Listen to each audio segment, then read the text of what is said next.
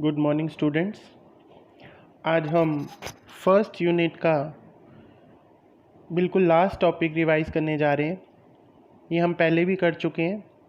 उसके बाद हम थर्ड यूनिट स्टार्ट करेंगे, सेकंड भी हो चुकी है। तो आज हम ये पढ़ रहे हैं what do you mean by significant figures. Significant figures क्या होती हैं, इनको एक्सप्लेन करना है।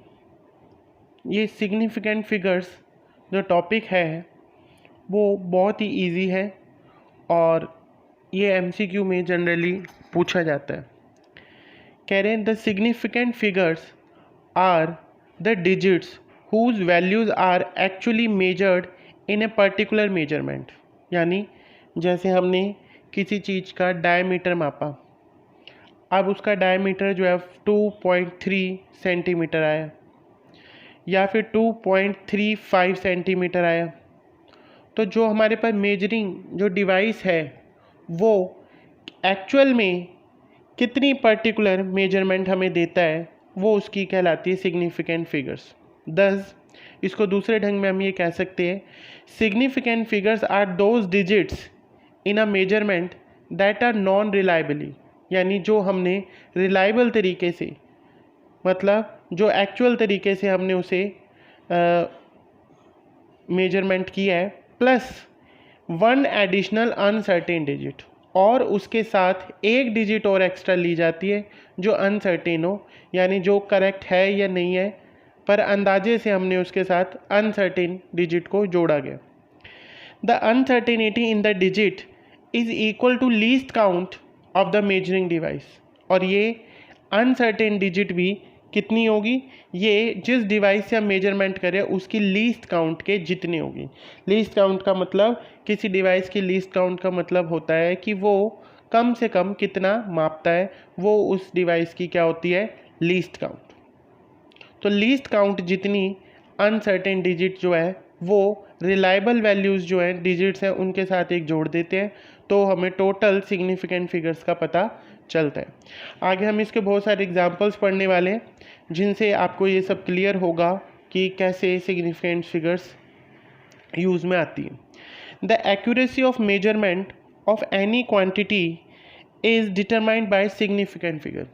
अब वो कह रहे हैं एक्यूरेसी ऑफ मेजरमेंट, यानी किसी भी चीज़ को आपने मेजर किया वो कितनी एक्यूरेट है कितनी नहीं है, ये कौन बताएगा, ये बताएगा कि आपका जो मेजर की गई रिज़ल्ट है उसमें सिग्निफिकेंट कितनी है। जितनी ज़्यादा सिग्निफिकेंट फिगर्स होंगी उतनी ही एक्यूरेसी उस मापी गई क्वांटिटी की, फिजिकल क्वांटिटी की जो मेजरमेंट ली है वो उतनी एक्यूरेट मानी जाएगी।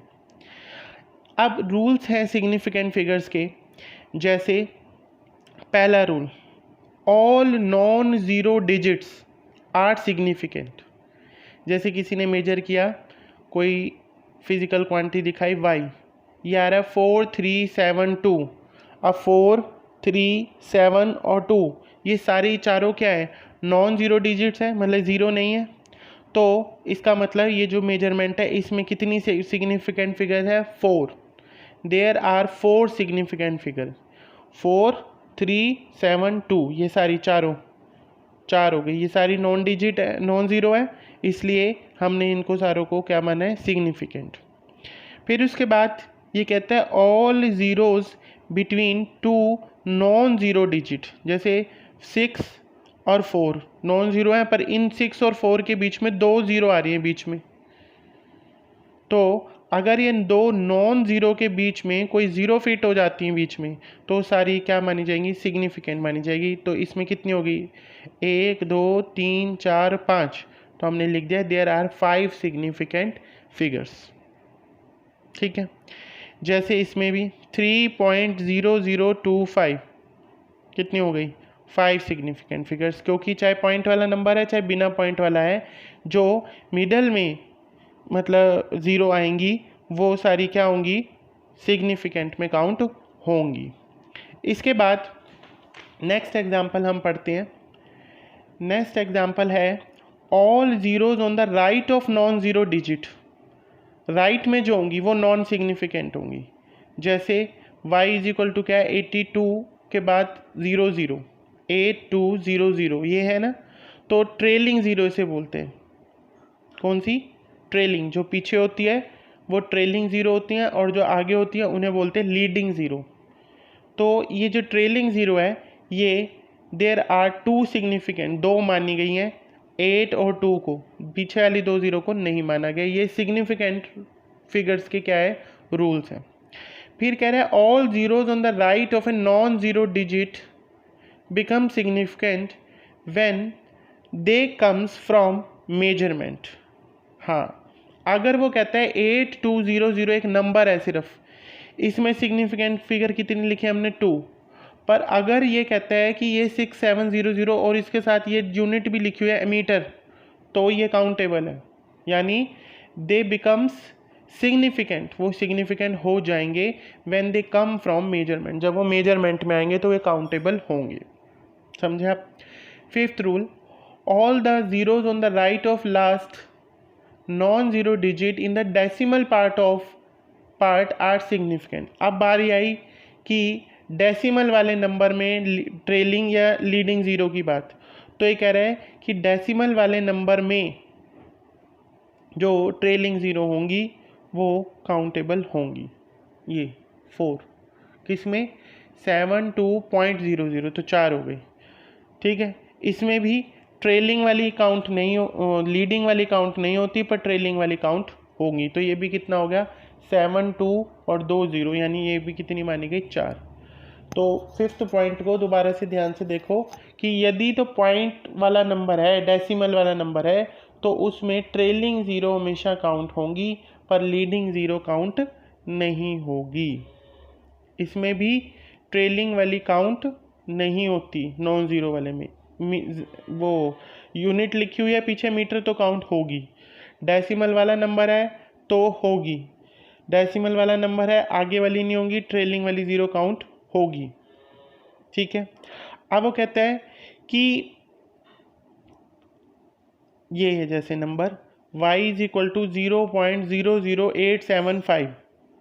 अब देखो इसमें फिर से डेसिमल वाला नंबर है, ट्रेलिंग ज़ीरो तो है ही नहीं, यानी पीछे वाली ज़ीरो है नहीं, और कौन सी है? आगे वाली, पर ये आगे वाली भी काउंटेबल नहीं है। तो ये क्या है? 3 सिग्निफिकेंट फिगर्स। कितनी हो गई? 3 सिग्निफिकेंट फिगर्स। अब उसके बाद है rules for rounding off A uncertain digit. Uncertain digit को राउंड ऑफ कैसे करते हैं? जैसे मैं सीधा इसके एग्जांपल्स ही बता देता हूँ आपको। पहला नंबर ये दिया हुआ y इज इक्वल टू 3.274, 3.274। तो हमें जो लास्ट वाली डिजिट है उसको ड्रॉप करना है, ये 4 को। अब ये 4 जो है इसको चेक करना है कि ये 5 से कम है, 5 से कम है, तो उससे पहले वाला नंबर एज इट इज़ रहेगा, यानी 3.27, यानी चौथी डिजिट को हमने क्या कर दिया? ड्रॉप कर दिया, कुछ भी चेंज नहीं किया, बस आगे वाले 3 नंबर आ गए 3.20। पर अगर यही नंबर है वो कहता है 4.787 है अगर एक एग्जाम्पल, तो इसमें अगर हमें इसको 7 को हटाना है, पर 7 जो है वो 5 से बड़ा नंबर है। अब जिसको ड्रॉप करना है, पहले वो 4 था, 5 से छोटा था, अब जिसको ड्रॉप करना है 7 है वो डिजिट, और ये 5 से बड़ी है, तो हम इससे पहले वाली को एक बढ़ा देंगे, यानी ये आ जाएगा 4.79। 4.78 था ना, 8 में एक जोड़ दिया क्योंकि पीछे जिसको ड्रॉप करना है वो 5 से बड़ा नंबर है। अब अगर एग्जैक्ट 5 हो तो भी क्या कहते हैं, राउंड ऑफ करके क्या रहेगा? 8.34 ही रहेगा। 5 हो या 5 से छोटी हो तो कोई बढ़ोतरी नहीं करनी, और अगर 5 से ज़्यादा है तो एक डिजिट इसमें ऐड कर देनी है, 8 का यहाँ क्या होगा? 9। इसी तरीके से अब ये फोर्थ इसमें एग्जांपल दिया हुआ है कि अगर if the digit to be dropped is 5, जैसे 5.635,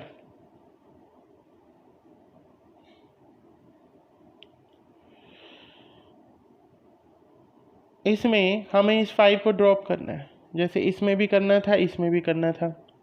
अब हमने कहा कि 5 को ड्रॉप करना है, तो 5 में कोई चेंज इससे पहले वाली डिजिट में चेंज नहीं आया क्योंकि ये इवन है। अगर ये 5.635 है, 5 को ड्रॉप करना है तो 3 है आगे, 3 जो है वो ऑड नंबर है, ऑड है तो फिर यहाँ इवन बचेगा। यानी आंसर जो है 5 को जब भी ड्रॉप करते हो तो लास्ट वाली डिजिट हट जाती है, ऑड इवन है तो एज इट इज़ रहेगी, ऑड है तो इवन उसको बना देना है। फिर से बोल रहा हूँ मैं, लास्ट पॉइंट देखो 8.345, 5 को ड्रॉप करना है, पर इससे पहले वाली डिजिट 4 जो कि इवन है तो एज इट इज़ आंसर में 4 का 4, इससे पहले वाली डिजिट 3 है जो कि ऑड है, इसलिए इसको बढ़ा दिया 5.64।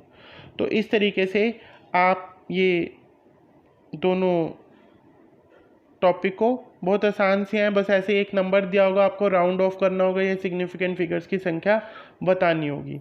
आप इसको 2-3 बारी अच्छे से पढ़ें, मैं इस पेज की पिक भी आपको भेज रहा हूँ, आप इसको अच्छे से देखें, और अगर कोई भी चीज़ नहीं समझ में आती है तो आप मुझे फ़ोन करके मैसेज करके पूछ सकते हैं। Thank you.